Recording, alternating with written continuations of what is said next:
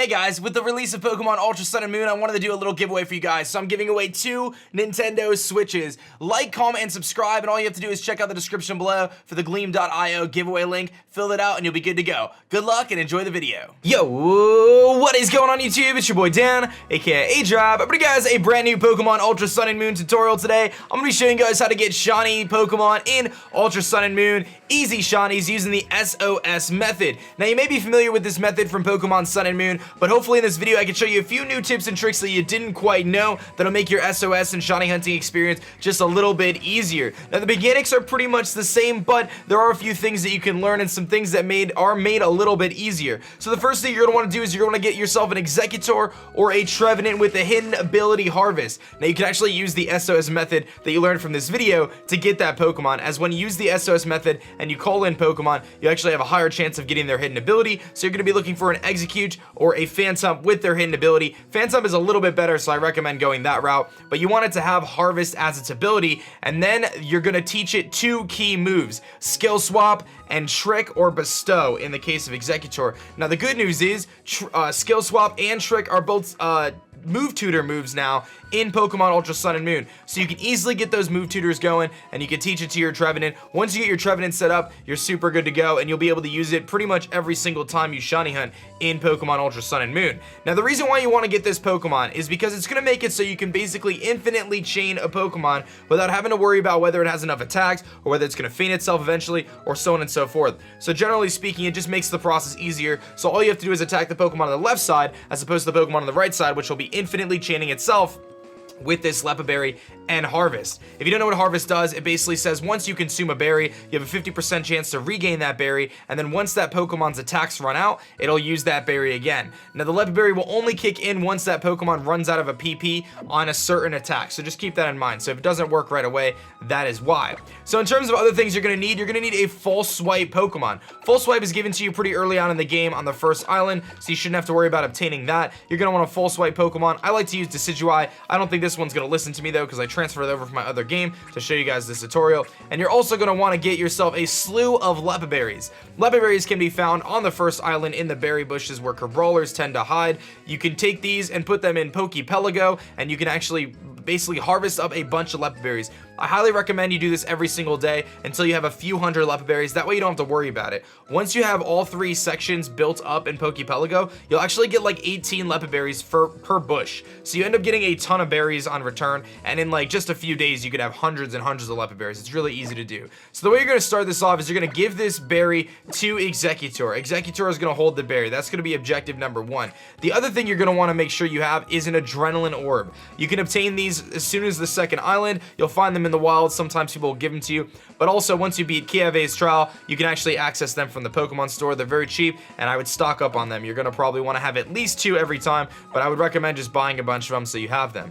Now, I would say you want to start in an easy location to hunt. So I'm going to pick Route 1 because the Pokemon are a weaker level. They don't have any status moves and things like that, which can be quite annoying. Now, there are ways to dodge that kind of stuff though. Status moves, accuracy dropping moves, very easy to deal with if you use the move Substitute. Substitute is your best friend when it comes to this kind of stuff. I highly recommend using Substitute when it comes to blocking, like I said, status, various effects that may drop your accuracy, like Mud Slap, for example. I know a lot of people don't like dealing with Rockruff because of Mud Slap and so on and so forth, and we would find the rarest Pokemon in this route, which is Pichu, right off the bat, but I'd rather face something a little bit different here, like this Pikipek. So the reason why is Pichu's got static. It gets a little bit annoying.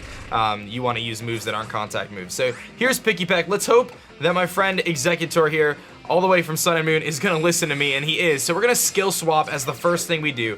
First step is to skill swap. We're going to give our ability to the Pikipek. We want Pikipek to have Harvest. Now, keep in mind, there are a few Pokemon that cannot have skill swap as their ability, like Mimikyu. There are ways around that. Now we're going to bestow upon the Lepa Berry to the Pikipek if the Exeggutor ever wants to listen to me. And again, he doesn't really like me very much. I'm not his original trainer in this world, I suppose. But I have now given him the Lepa Berry. So Now the Pikipek has Harvest and it has a Lepid Berry, which means that it's never gonna run out of attacks anymore at this point in time, which means you can infinitely chain it.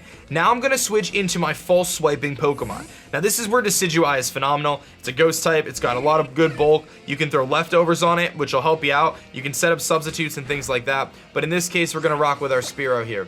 I'm gonna use the false swipe attack. False swipe is gonna lower Pikipek's HP all the way down to about 1 health. Now, the lower the Pokemon is on health, the higher the chance it will call in an ally. You want it to be as low as possible. So in this case, Pikipek is in the red. Now we're going to activate our Adrenaline Orb. Adrenaline Orb is an item that increases the call rates of wild Pokemon. It's also a held item, but in this case, it doesn't really matter. We're going to use it to increase the call rate. So Pikipek is now going to start calling for help. And because Pikipek has a pretty high call rate, it should, for the most part, bring in another Pikipek every single time. And then what we're going to do is we're going to attack the Pikipek on the left-hand side that was just called in, and that is a chain of 1.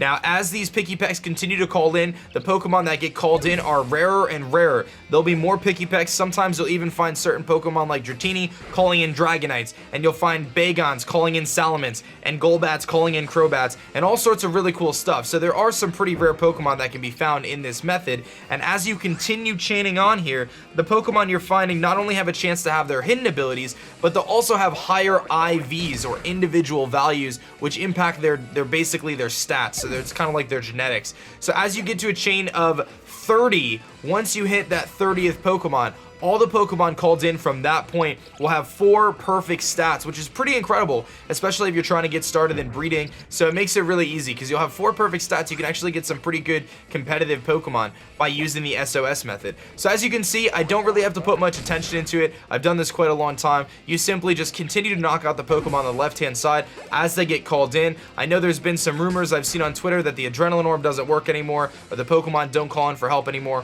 or whatever it may be, and that is clearly not the case. As you can see, this Pikipek is calling in plenty of friends, and as you do this, you have a higher chance of finding a shiny Pokemon. You can find a shiny at any point in this process. You can find it on the first encounter. You can find it on the 10th encounter. You can find it on the 300th encounter. You can find it at any point in this process, but your shiny chance is maxed out after 70 call-ins. Once you've reached 70 call-ins, you've maxed out your chances for a shiny, and therefore you are at the peak of shiny potential. Now that doesn't mean you're not going to get it before then. I've gotten plenty of shinies before then. That doesn't mean you're going to get it right at 70 or right afterwards, but that means you'll probably find it somewhere in that range. And the estimated odds right now for SOS hunting is somewhere around 1 in 500, 1 in 600 or so. So expect to get it, like I said, usually within a few hundred is pretty safe. But there are some outliers. I've spent over 2,000 plus going for a Comfey, and I've also got shinies in 1 or 2 SOS calls. So again, there can be a pretty big range, but if there's a Pokemon you really want, just stick with it. Now, I did mention earlier that Pikipek has a pretty high call rate. There's a lot of Pokemon that have different call rates. So Pokemon like Scyther and Pinsir, their call rates are really, really low, which means that they're very unlikely to call in for allies, and that can make it very difficult to hunt. Now, I did a hunt for a shiny Scyther, and I never got it. I spent 500 encounters on it. It took me ages to get those encounters, and I probably was getting an average of like 20 encounters an hour, and in the last 2 minutes I've gotten like, what, 5-10 Pikipeks already. So 20 encounters an hour is pretty slow. But there are ways you can increase your chances that the Pokemon will call for help. The Adrenaline Orb is always key, but what you can also do to increase your chances is using a Pokemon with the ability Intimidate, Unnerve, or Pressure. Those 3 abilities, if that Pokemon is in the front of your party in battle, will increase the rate that the Pokemon is called in. Gyarados is a great example of this. Absol is an even better example because it's got Pressure and it can have False Swipe. Haxorus does get the ability Unnerve, and there's a bunch of Pokemon that kind of fall into that category of Pokemon that have those abilities. One other tip that I think is pretty crucial is another way to increase your call rate is to use moves that are super effective. You want to use moves that are super effective against the wild Pokemon. In this case, I'm not doing it because, again, Pikipek has a really high call rate, so it's not super important. But if I was using a Rock-type move or an Electric-type move right now, Pikipek would even call in more frequently, and then I'd basically get it on every single encounter. Now, one of the things I mentioned was you want to stock up on Lepid Berries, and you're going to need those Lepid Berries to start the harvest method every single time.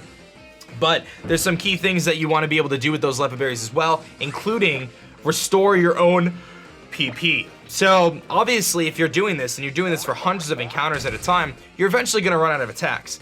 So once you run out of attacks, you're going to use those Leopard Berries to restore your own PP and allow you to stay into the battle longer. And again, once you get a few hundred Leopard Berries, you're pretty much set. You really don't have to stress about it. You'll have plenty of Leopard Berries. You don't have to worry about having any more, like, you'll barely have to go through it again. So I just recommend jumping into Pokepelago right now and kind of getting that going right away. So that way you'll have just a store of Leopard Berries for the future. And I recommend planting citrus berries as well. Citrus berries will restore your HP. So in case you get low on HP, you can use those citrus berries and they're free. So it's just an easy way so you don't run out of money. Don't do what I do. Like, I always run out of money really quickly because I spend all my money on potions and stuff. And then they're gone, but you can use those citrus berries and those leopard berries to restore your PP, restore your HP, and you'll be good to go. So that's pretty much the gist of it for the SOS method, guys. I know this method works, I promise you. I've gotten 100 shinies in Pokemon Sun and Moon. I've got a few here in Ultra Sun and Moon at this point, and I can tell you this method 1,000,000% works. So I wish you guys the absolute best of luck on your shiny hunting endeavors. If you have any questions, of course, put them in the comments section below. I know I gave you guys a ton of information in this video, but I really think I covered most of it, or pretty much all of it. So if you think that I missed anything, let me know and I'll try to address it in the comments or in the description below. But keep on going, guys. Good luck on your shiny hunts. Let me know what you find out there, and I hope you guys enjoyed this video. Thank you so much for watching. My name is Dan. I also go by aDrive, and I'm gonna catch you guys next time. Peace. Thanks so much for checking out my last video. If you like that one, you'll definitely like this one, and be sure to subscribe for more as I post Pokemon videos every single day.